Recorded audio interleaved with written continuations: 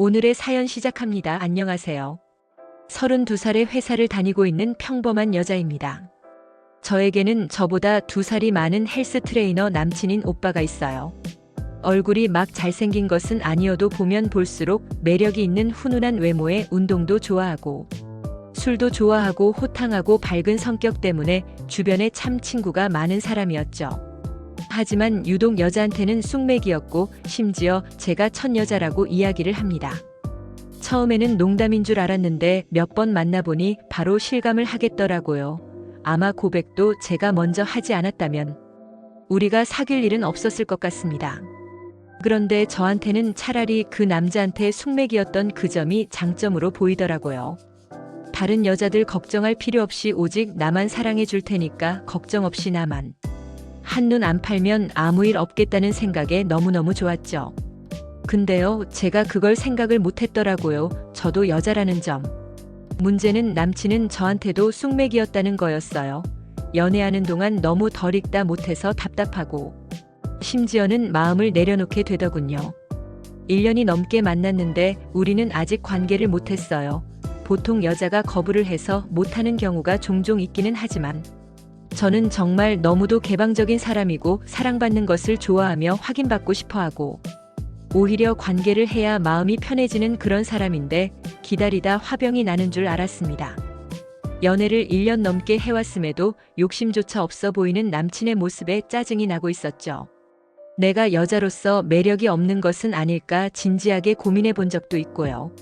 한 번은 제가 마음먹고 덤빈 적이 있었는데 어깨를 잡고 밀더니 아직은 때가 아니라고 진지하게 말을 하더군요. 아니 1년이나 만났는데 대체 언제가 때야 당시엔 혼전순결이야 라고 했더니 그건 아니지만 너무 사랑하기에 아껴주고 싶다고 하더군요. 말이 아껴주는 거지 아끼다가 똥 된다고 이 양반아 나이가 30이 넘었어요. 아저씨라고 하고 싶었지만 목까지 넘어갔던 말들을 겨우 삼키고 알겠다고 고개를 끄덕거렸습니다. 그런데 요즘 세상에 그런 사람이 어디 있어요. 저는 믿을 수가 없었습니다. 이놈 뭔가 있어 바람이야 뭐야 하는 마음으로 석연치 않은 느낌의 수시로 폰을 검사해 보아도 나오는 것은 없고 집요하게 감시했는데 절대 바람피는 것은 아닌 것 같더라고요. 오히려 바람피는 게 아니라고 생각을 하니 더 답답하고 속이 터져만 갔습니다. 하자고 했다가 거부당하고 제발 하자고 했다가 또 거부당하고 이제는 자꾸 제가 원한다고 표현을 하기에는 나만 이상한 사람이 되는 것 같아서 그냥 포기를 했어요.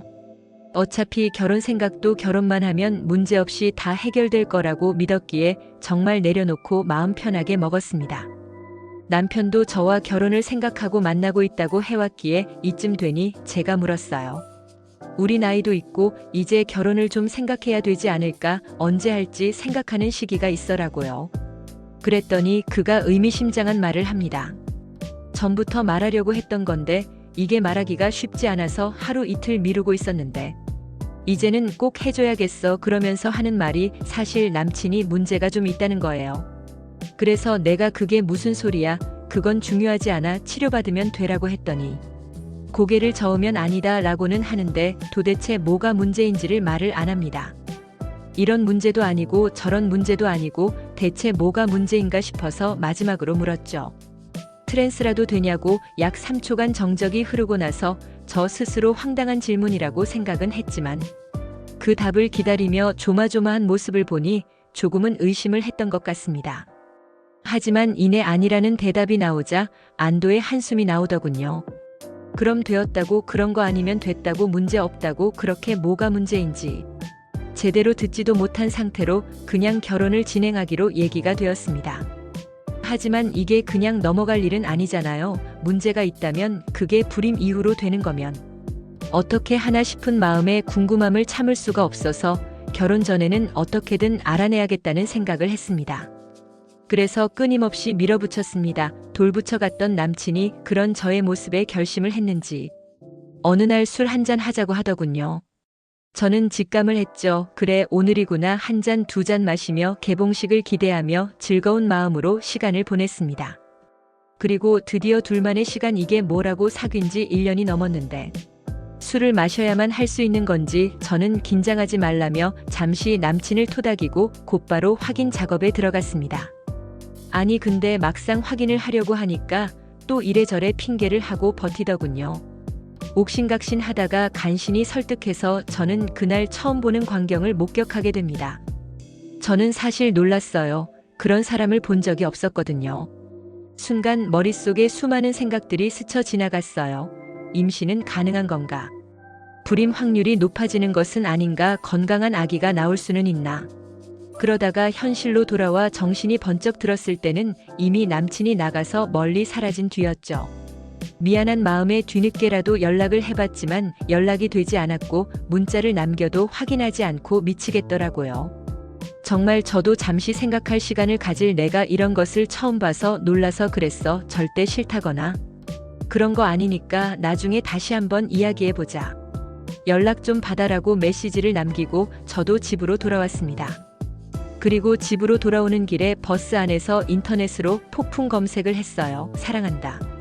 사랑한다 수도 없이 해온 말이지만 막상 불임인 사람일 수도 있다는 생각에 결혼을 망설이고 검색을 하고 있는 제 모습을 보니 씁쓸하기는 하더군요. 그래도 어쩝니까? 결혼은 현실인데 나도 확인할 것은 확인을 해야죠. 여튼 찾아보니 아니라고 해서 어려서부터 없어진 것은 아닐까, 뭐 그렇게 된 것 같은 느낌인데 불임 확률이 높아진다는 말도 있기도 하고 하지만 당장 문제가 없다고 하기도 하고 생각보다 큰 문제는 없어 보여서 다행이라고 생각을 했어요. 한 개만 있어도 된다더라고요. 내가 이 사람을 정말 사랑하는데 별로 큰 문제는 아니잖아. 나만 괜찮으면 되는 거잖아. 그래 불임도 아니라고 하잖아 하면서 이 사람 상처 입기 전에 어서 찾아가자 생각을 했습니다. 근데 문제는 그날 이후로 헬스장도 안 나온다고 그러고 도무지 연락이 안 되는 거였어요.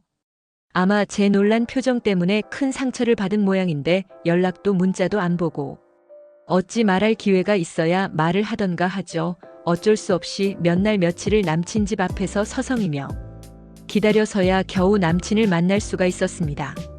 후드를 뒤집어 쓴 남친이 나오는 걸 보고는 잽싸게 따라가서 이름을 불렀어요. 그런데 놀란 남친이 최선을 다해서 도망치는 거예요. 저도 그를 따라서 달렸습니다. 그러다가 그만 제가 발을 헛디뎌서 바닥에 넘어지고 무릎이 다치는 일이 발생하고 말았어요. 절대 안 잡히겠다고 그렇게 전력으로 도망을 치던 남친이 멀리서 제가 다쳐서 쪼그려 있는 걸 보더군요. 저는 다 들리게 울었죠. 남친은 도망을 포기하고는 다가오더군요.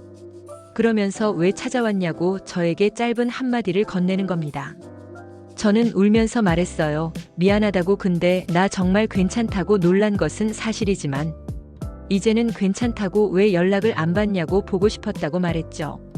그랬더니 남친도 조금 놀라더라고요. 덩치에 안 맞게 근육질에 몸을 해가지고는 저 우는 것을 보고 같이 따라오는데 이거는 뭐 완전 개그물이 따로 없었습니다.